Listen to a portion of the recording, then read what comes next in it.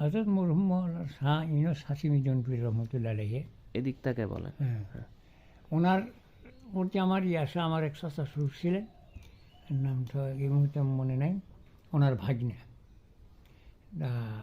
ভাগনা নাতি, হ্যাঁ, ওই লাউ চাপড়া থেকে এই বক্সিগঞ্জ পর্যন্ত বিরাট একটা পাথার আছে, ওইটা বহুল পরিচিত। এই জায়গায় আসলে ওই দৈত্য সামনে দাঁড়ায়।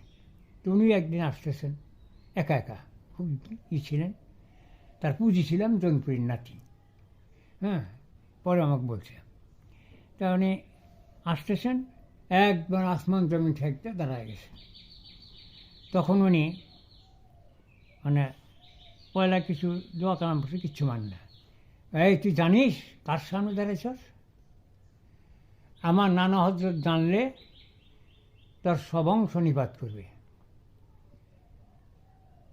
তারপরে বলছে, আমি হযরত মাওলানা শাহ ইউনূস হাশিমি জৌনপুরী জৌনপুরী, তখন তো উনি বেঁচে আছেন, তার নাতনি। পরে কয়েছে আমি এদিকে তাকাইলাম, আর নাই, কিচ্ছুই নেই। সুবহানাল্লাহ, চলে হ্যাঁ। গেছে। এই ওখান থেকেই আমার আসে, আমি এসে